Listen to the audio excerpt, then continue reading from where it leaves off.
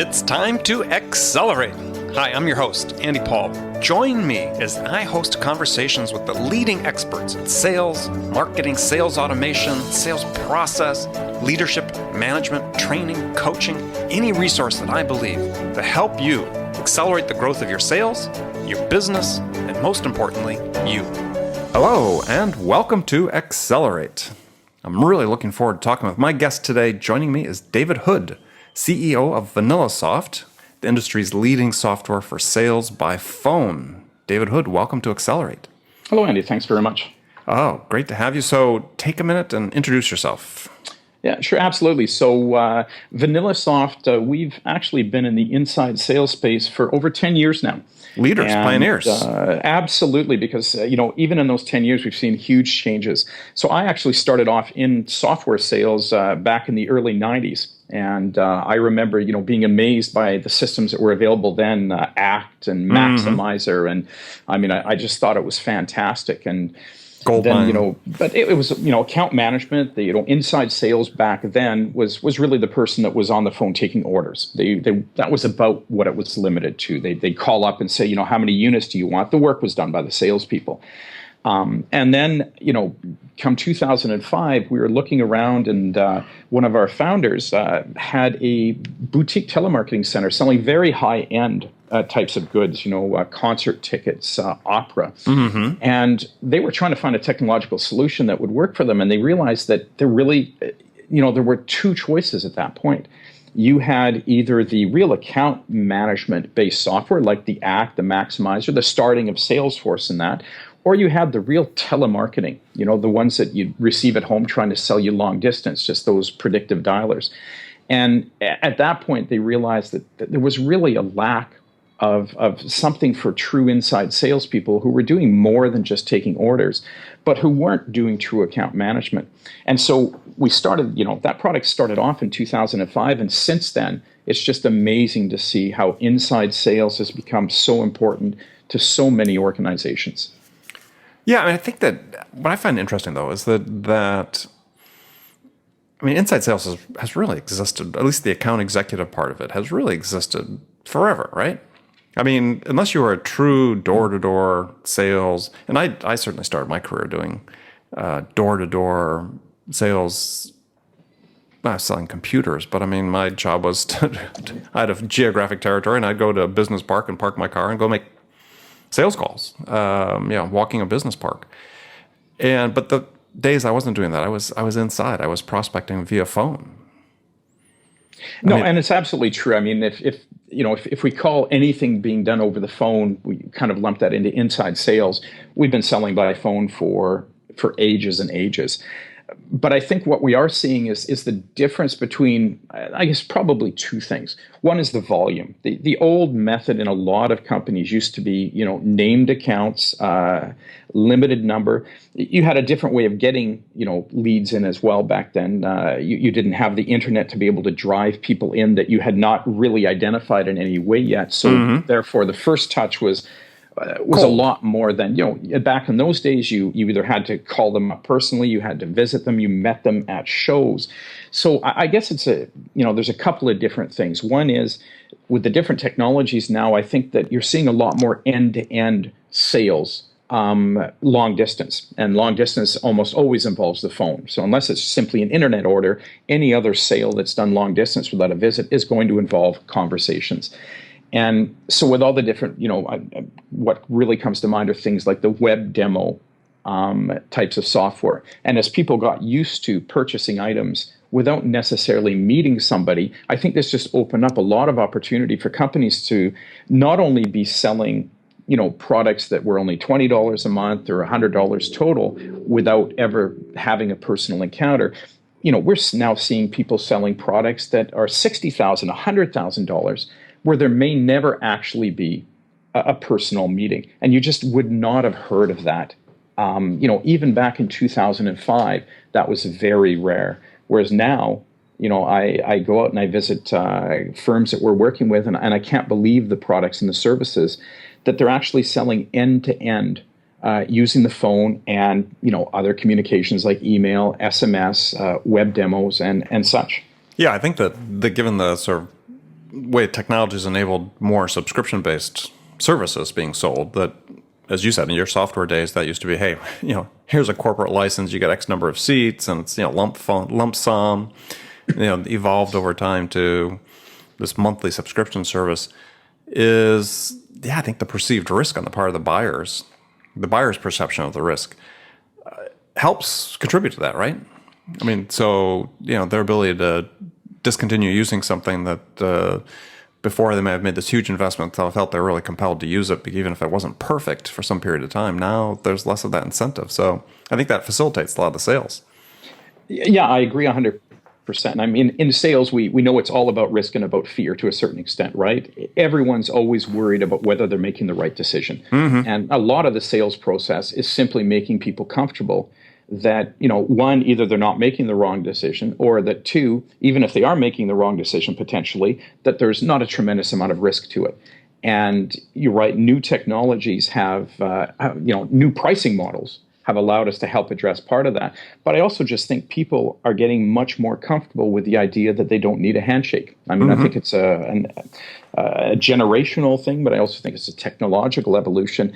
And that's just going to keep driving forward. So as it does, I think that we're going to see inside sales continue to grow and grow into areas where even right now we might be thinking, no one would ever be able to do this over the phone. I wouldn't be surprised if in 5 or 10 years we have even additional products and services where the personal encounter just isn't required anymore.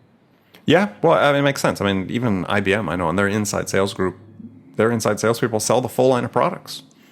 And some of those are really expensive hardware products, not just services. No, absolutely. I think companies are establishing, to a certain extent, companies are establishing their reputation and their presence now more virtually than physically. Whereas it used to be that, you had the big offices, you had people visiting. That's how you became comfortable with a company. Now people become comfortable with companies through their digital presence, be it through social media, through their websites and that. So I think to a certain extent that reputation building, which before relied a little bit more on I actually know somebody and I've actually met somebody from that company. Now a lot of that can be built up virtually. But you brought up a key point, though, which is you talk about it's almost always involves a conversation and almost always on the phone. So there still is this human-to-human element that I don't see going away. In fact, I see it maybe becoming even more important when it is done remotely because you take away that sort of interpersonal connection that happens once you meet someone face to face. Is it puts a bigger premium on establishing that connection, that know, like, trust equation as I talk about it remotely. That's a difficult challenge. Yeah, I agree, and I think people still want to know that there are real people behind a company. So I mean, there are more and more sales that are simply going through websites and such. But I think once you start getting into some of these products that require a little more work or a little more complex, you may not need to have a personal meeting, but people do want to feel that there's real people behind that company ready to support them that they can engage with. And I think that's where the phone obviously comes in. And I see inside sales, as I mentioned, continue to grow. I think that the conversational part of it, we talk an awful lot about email marketing. We talk a lot about, SMS, all those different types of things. And sales reps, as we're seeing, are spending a lot of their time managing these complex processes that involve a lot of things. But at the end of the day, it's quality conversations that allow people to discover needs, allow people to discover whether or not your product may fit their needs. And it's quality conversations that end up leading to success in sales. And so that phone aspect of it for us is always going to be incredibly important. And I agree. I think it's just going to grow in importance. Yeah, interesting. Your thoughts made me sort of think about something I hadn't thought about in a while, which was that I can foresee a day when the in-person meeting becomes that key differentiator. That it starts coming back into importance when used very selectively and very timely fashion. That it really starts becoming, because again, it's how do you, if everybody sort of looks alike, right? If it's hard for the vendor to really differentiate between offerings because everybody sort of feels somewhat the same. There's a little bit more here, a little less there, but in balance, everybody sort of looks the same. How do you differentiate yourself? Maybe at some point that in-person meeting starts becoming important again. Well, I guess there's no question that anything that's rare has more value, right? And so if in-person meetings start becoming more rare, they'll start gaining in value. And so I don't disagree. I think that it may end up becoming something. If everyone's no longer doing it, then it does become a distinguishing factor. But I think before that meeting takes place, people are expecting that they're much farther advanced in the Yes. process than they may have been before. That might have been an introductory meeting. This now is often you're moving in on a closing meeting by the time you're into that face-to-face meeting. And I think where inside sales is stepping in, and in a lot of processes, it's not end-to-end inside sales, but inside sales has been able to occupy 50, 60, 80% of that pre-meeting time and take that away from the account, the traditional account manager, and handle that through an inside sales group, and then have that account manager actually only step in much farther on into the process. And I agree. And I think that we're even seeing that in certain inside sales processes where it's not that inside sales has taken over everything, but they've taken over a good chunk of what could be done remotely and therefore is more scalable, easier to control, and leave that last part, really distinguish where is the true value of a face-to-face meeting and make sure that that's the only thing being addressed by that face-to-face. Yeah, it's interesting to think about because I agree 100%. I mean, this is what's happening. It's the right thing that should be happening, given the tools we have at our disposal, given the way that people want to buy, the time crunch they're under. But I've had this conversation with other sales leaders. Is that if you think about you're going to insert somebody into a sales situation really sort of the first time, if you've been having your inside sales sort of manage the account, and as you said, rightly so, it's sort of flipped itself, right? Because before, certainly when I was starting selling eons ago, the in-person meeting was really the first meeting. And then the rest of the sales process sort of happened mostly remotely, except maybe going to pick up the order.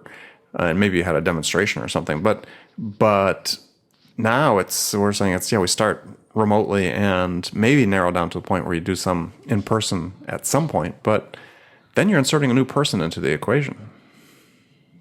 Or we're going to see a different model. Yeah. And we're going to start maybe seeing a blended model whereas the old account manager was expected to be on the road a lot, and it would be great if they did some prospecting. Now you have people doing a lot of prospecting, and maybe they'll actually be able to step in and handle the actually doing the occasional travel, and part of that will depend on how much is required. The other problem, though, is that it often is two different skill sets. Working over the phone, establishing confidence over the phone can be a very different thing than establishing rapport and confidence in person. And we'll often find, and I'm sure you've seen this as well, that it's hard to find necessarily a person that has both skill sets, that's as equally skilled at establishing rapport on the phone as they are establishing it in person. And so it does make it a little difficult to, regardless of whether you're more on the account side or more on the inside sales side, it can be difficult to combine that into one person. Yeah, I agree. Yeah, absolutely. Well, I want to talk a little bit about sales productivity, because you and I had had a conversation about this once before. And sort of the basis was, question is, do we really understand what sales productivity means? Because in my mind, we tend to conflate performance and productivity. And to me, productivity in an economic sense has a very specific meaning, right? It's sort of a unit of output that's produced by the investment of a certain unit of input. We talk about productivity in economic sense, how many dollars of manufactured goods produced per hour of labor, for instance. And isn't it valid to really look at sales productivity the same way? I mean, it's an interesting question, and you'd actually we ran into each other at a show, and we had a quick discussion around productivity and activity. So let's kind of break it into two things. So performance, let's call that activity, right? And then let's call, as you say, the traditional definition of performance is not just looking at activity, but it's also looking at the finished good and saying how much activity did it take to achieve the finished good. So in manufacturing, and as I think about it, it's a really interesting concept because it's true. Your best salespeople are more productive, not just necessarily because they have more activity, but your best salespeople tend to be the ones, for example, that are able to come to a close more quickly. And so that obviously the productivity comes from not just the activity in there, but how long it takes to get there. Where I struggle, I guess, with the idea of productivity in that sense on sales is, as opposed to a manufacturing process where you pretty much know all the steps, and if you complete these steps, you'll have a finished good. So if you can increase the speed of those finished steps, of those steps that are required to arrive at the finished good, and reduce that, you know you're still going to get to that finished good and your productivity increases. I do admit, as I think about sales, because there's so much human side involved to it and things that are beyond people's control, I wonder whether you have the same levers that you do in a more traditional productivity sense to really affect that. And so that's where I start wondering whether activity maybe is even more important on the sales side as one of the actual levers you can control. So I think to increase productivity, you can do two things. You can spend less time to get to the finished good, or you can get to, well, I guess that's the time you get to the finished good more quickly. Mm-hmm. So yeah, it's an interesting. I mean, I'd love to have your opinion on that, actually, Andy, in terms of, given that within sales, it's not just what you're doing that's going to lead to a finished good. You're interacting and you're relying on decisions and a whole process on the other side. So in other words, in any buying process or selling process, in any selling process, there is a buying process. Absolutely. The parallel processes. Those, exactly. And each one of those has its own productivity. So you can have a high selling productivity process, but if the buying parallel process is not productive, that to a certain, that feeds back into your selling productivity. So how do you see that working out? Well, I think that you brought up a key point, which is that one of the things that you have to do as a salesperson is be mindful of the fact that the actions you take affect the buying productivity of the buyer, of the customer. And that's one of the things they're using to measure you as a potential vendor. Are you making good use of the time that they invest in you? And, if you're careless with that time, if you're not providing value, if you're not making sure that each and every time you interact with them, you're doing something to help them move to the next step or move at least one step closer, regardless of how many steps there are, to making a decision, then you're having an impact on their productivity, and that's going to affect yours. Right. And I think from there, well, when we talked about how better salespeople are more productive, that's definitely part of it. They go through that process better and they help the buyer go through the process better. Well, I think they have an awareness of time. And I think it's some people, in other sports, other endeavors like sports, some people might call it like a spatial awareness and so on. But they have this awareness, this constant awareness of time. And I think, to me, that's really the key. For me, the great performers, and it's not necessarily conscious on their part at all, because they've embodied these habits and productivity habits for a long time. But they're very conscious of the time that they're spending, both to accomplish a task as well as the time that's required on the buyer side. What are they getting the value for the time they invest in them as salespeople? So that to me is really the bottom line. Do you have this basic awareness of time? Because at the end of the day, when you look at productivity, you say, look, a sales rep has a certain number of hours in a day. We know that we've got a limited number of hours. But if you, as a manager, you look at your total inventory of hours you have, at a certain level of productivity in terms of number of hours invested to get a deal from point A to point B, from interest to decision, you can calculate what your theoretical maximum productivity performance level is for the entire organization pretty quickly. So what's the leverage that you manipulate to try to increase the total potential productivity of the group?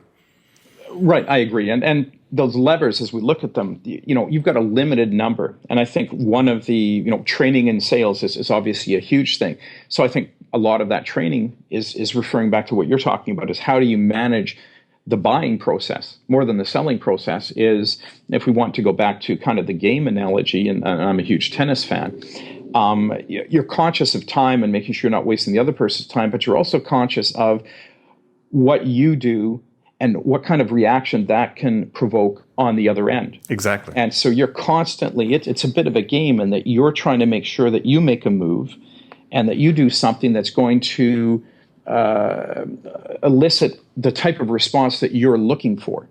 on the other end. And so I think the best salespeople, as you say, absolutely the best salespeople don't waste the buyer's time. But in addition, the best salespeople are able to look that one move ahead, and they're able to make that shot that they know is going to maneuver everything into where the process is now moving forward, smoothly, where they're gaining an advantage. And so I think that there's in a place to on your website, VanillaSoft website, you have a report from the Telfer School of Management, I guess University of Ottawa Business School, and you talk about this adaptability in sales, adaptive selling. Exactly. And yes. and this really becomes a critical point in looking at how salespeople become more productive. Is that one of the key failures I see is that we're so focused on having a process that too many salespeople sort of march down a path following the process. And what they don't see is that the act, and this is not to get too theoretical for people listening, but it's a key point, is the act of selling to a prospect changes them. And so you can't really follow this process because as you educate them, for instance, their awareness of their needs or their options, how it relates to the objectives and goals they're trying to achieve, necessarily changes. So you may think, gosh, we get this process, we head down a straight line with them, but no, they've become smarter. They've decided, yeah, there's more we could accomplish with this technology we're looking at investing in, let's say. And they're suddenly down a different path. And if they're not adaptable, then they're going to miss that opportunity. They're going to have to spend more time helping the customer get to a decision.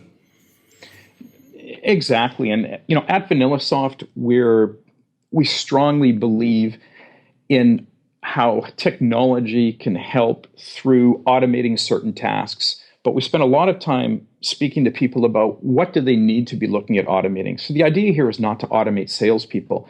The idea is to look at the different tasks that a salesperson is doing and saying, which of those tasks lend themselves well to automation? Which should they not be wasting time on in order to free more time up for them to spend on the other tasks, which is what you're just referring to right now. So how do you use technology to do two things? One is free up more time so that people can concentrate on the salespeople can concentrate on the important part of their job and what makes them unique, which is the actual selling, the adaptive selling. Right. But technology also feeds into that as well. So in other words, how well does your technology not do just in freeing up time, but in presenting and giving people the information they need to go through that adaptive selling process? Because the information they're getting and then the information they're gathering during that process is going to feed into this adaptive selling. And, as you pointed out, it was one of the things that was actually looked at in a study that we sponsored at the Telfer School of Management to really look at how can technology feed into the success of inside sales teams. And does it matter what technology? I mean, can it just be any technology, or is inside sales different? Well, and why don't you talk about the conclusions that you found in that study? It was fascinating for us. I mean, we obviously always believe that inside sales is different. We feel that it's a distinct type of selling, that obviously it borrows a lot and, there's a lot of overlap between, but that there are certain things that are unique. And just like a fireman and a farmer need different tools, we felt that inside salespeople and more account management-based salespeople need different tools.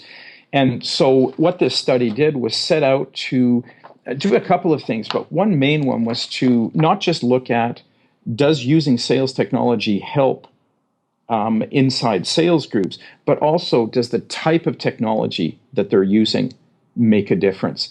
And the study contrasted two different, really fundamentally different approaches to sales technology. One is the list-based approach. And this is the approach that, quite honestly evolved from paper, where I had a list, the old Rolodex, for those of us that are old enough to actually remember having one on our desk. That became Act, Maximizer, all of these desktop CRMs where it was a list. It was much better. The data was all together, but it was a list. And then onto Salesforce, where that went onto the cloud.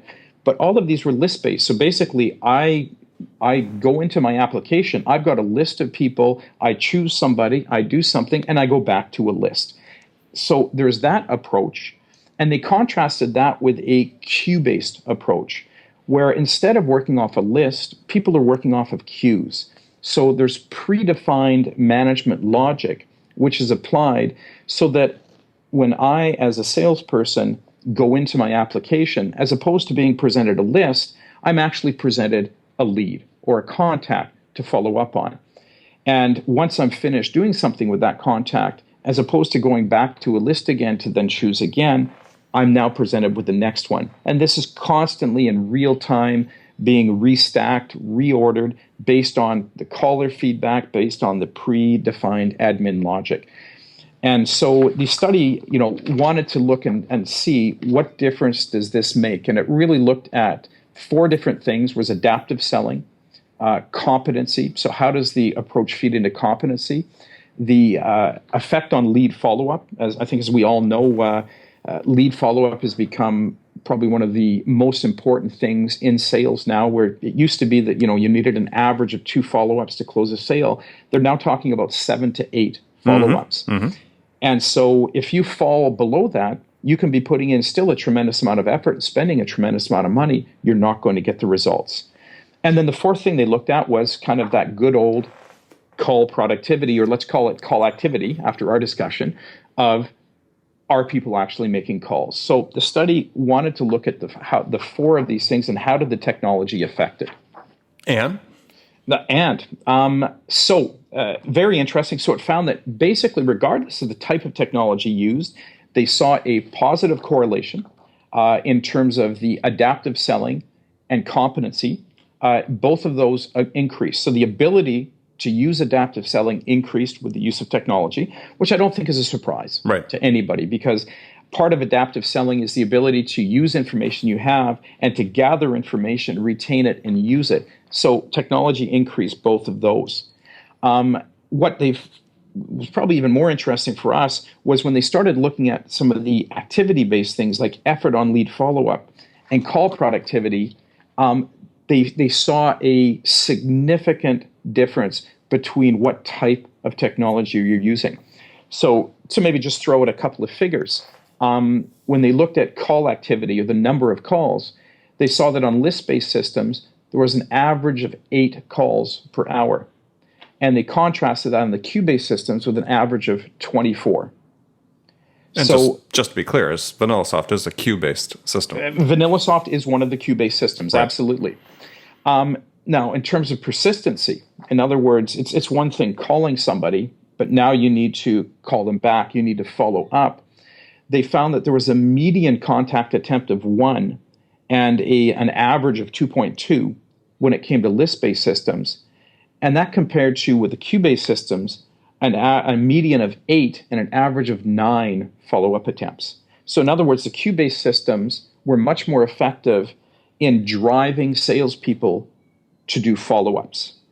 Well, and partially because they were, as opposed to depending on the intelligence of the salesperson to develop the list of who they should be calling and prioritizing it, you had the intelligence of a queue-based system applying the rules and the analytics to be able to say, okay, this is who you should be talking to now. Exactly. And this is, I was talking earlier about being able to identify which areas would benefit from automation and which don't. Well, cadence automation. When does somebody need to be contacted and when do they need contacted again? Cadence automation is a place where automation has a huge role to play. Having salespeople wasting hours on looking at their list and trying to figure out who is it I needed to call back, when should I be doing this, it is a huge waste of time. And I'll be honest, maybe the most interesting thing I found, because we talked about, productivity versus activity, they tried to establish a direct link between call productivity or call activity, the number of calls, and positive results. What was interesting is they were not able to establish a direct link or a direct causation between call productivity and more sales. What they did find, however, was a huge link between follow-up and sales, which doesn't surprise any of us. Or persistence, we might call it in this case. Let's call it persistence and sales. And then they found a very, direct link between call productivity and persistence. So in other words, the ability to make more calls in addition to just the logic that we talked about of knowing who to call, the ability to actually make more calls also increases your persistency because you're able to follow up better. And but making more calls on the people that have been surfaced initially as leads to. Exactly. Right. So I guess what this, if you kind of dig into that and say, how is that possible?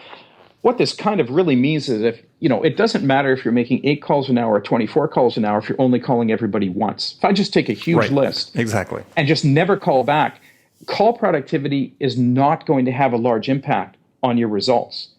Where it has a large impact is on your persistency. And so it I think it talks to the fact that the sales arena has changed. Back in the late 90s, people loaded in lists of 3 million contacts, and they didn't care if they reached one. They always had somebody else that they could call back. That they could call. So the idea was, how do you burn through leads? Leads are harder to come by now. Leads are more expensive. Leads require more follow-up. And so this survey actually kind of came and reinforced this idea that the sales environment has changed. Quality now, follow-up is much more important than it may have been even 15 years ago. So that actually was the finding that they weren't looking for. It came out as a secondary finding that was fascinating. Well, yeah, we're gonna have to have you back. We're gonna talk about that just right there, because this whole quality versus quantity dynamic is I think really a key issue that needs to be explored more, because certainly we see in the SaaS environment as one example is too many companies, not all of them, but too many companies focus purely on the quantity and not really getting the quality aspect of it. And as you said, is that persistence with people that are measured to be a good lead really is the biggest indicator of ultimate sales success with that prospect. Exactly. Now, if I can take a second to throw out one last statistic that came out of this study that also was really great. You've heard of, speed to lead. Right. It's a big thing nowadays, especially when it comes to internet-driven leads. People that are contacting you, reaching out after they've already gone through that 40% of the sales process. Getting to them quickly is important. In list-based systems, they found that the median first call response was a little over 3 hours. The average, though, was 60 hours. Right. In a queue-based system, the average and median response times fell between 31 and 60 minutes, with 30% being responded to within 5 minutes versus 5% being responded to within 5 minutes in a list-based system. Right. So again, this speaks to automation, because to me, well, obviously it's interesting that you're getting back to people in 30 minutes average as opposed to the 3 hours and 60 hours, but it's that very low spread between the average and median response times. You're only talking a 30-minute spread between average and median on a queue-based system, whereas you're talking days on a list-based system. What that's really showing is that the companies that are very well organized are still doing better. They're still getting back to the leads more quickly, but more automated type of system, the queue-based systems, are really ensuring that spread is not great. By the logic, by the system itself assuming a good part of that, even the sales teams that aren't as good are responding only 30 minutes later. They're not responding 2 days later, or, as quite often happens, not responding at all. It's a great finding to show, again, where choosing where to automate, choosing where to rely on the technology can make a big difference. So you're getting back to those leads faster and allowing your people to get into a quality conversation at a moment where the sale is still more likely to be made. So again, really fascinating for us. Yeah, no, if for everybody that's read my book, Zero Time Selling, knows that's the premise of that book is responsiveness, which is a factor that you as an individual rep controls completely, is the lead, really, for me, is the key factor in winning the sale in that environment. So yeah, very cool. Okay, so heading into the last segment of my show here, I pose some standard questions I've asked all my guests. The first one is a hypothetical scenario. And in this scenario, you, David Hood, have just been hired as a new sales VP at a company whose sales have stalled out. And they're anxious to get things unstuck. So yeah, obviously, you got to start a sales turnaround somewhere. What what two things could you do your first week on the job that could have the biggest immediate impact? The first 2 weeks. Wow. Two things the first week.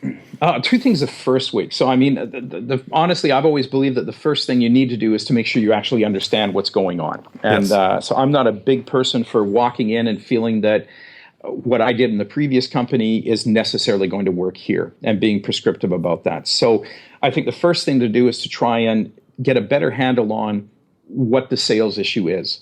Is it really a sales issue? Or is it a marketing issue? Mm-hmm. So in other words, are you having trouble closing the leads that you have to work? And is there a problem in that sales process? Or are you simply not generating enough activity, enough leads to work on? And so, I'll be honest, I think that my first concentration would be to understand where is the issue coming from. All right. Perfect.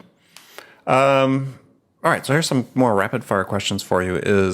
First one is when you, David Hood, are out selling your service, your product, VanillaSoft, what's your most powerful sales attribute? Our most powerful sales attribute is... No, you personally. Me personally. It is being able to listen to people and understand what their true problem is. Okay. Who's your sales role model?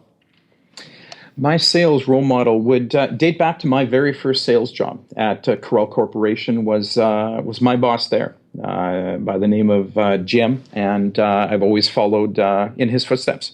Okay. One book every salesperson should read. I think it has to be yours. We'll go with that. We'll have you back on the show. That's the bonus. That rings the bell.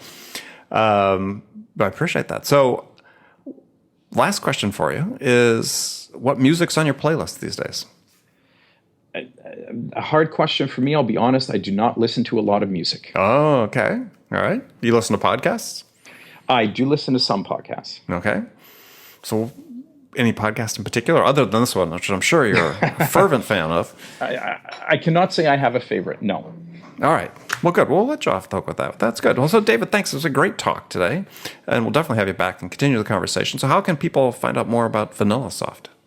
So feel free to either reach out to me on LinkedIn at David Hood or vanillasoft.com, and we'd be happy to engage with you and see whether automation might be able to play a role in your sales process. Excellent. Well, good. Well, thanks again for being on the show. Thank you so much. And remember, friends, make it a part of your day every day to deliberately learn something new to help you accelerate your success. And an easy way to do that is to make this podcast Accelerate a part of your daily routine, whether you're listening on your commute, in the gym, or as part of your morning sales meeting. That way you won't miss any of my conversations with top business experts like my guest today, David Hood, who shared his expertise about how to accelerate the growth of your sales. So thanks for joining me. Until next time, this is Andy Paul. Good selling, everyone. Thanks for listening to the show. If you like what you heard and want to make sure you don't miss any upcoming episodes, please subscribe to this podcast on iTunes or Stitcher.com. For more information about today's guest, visit my website at andypaul.com.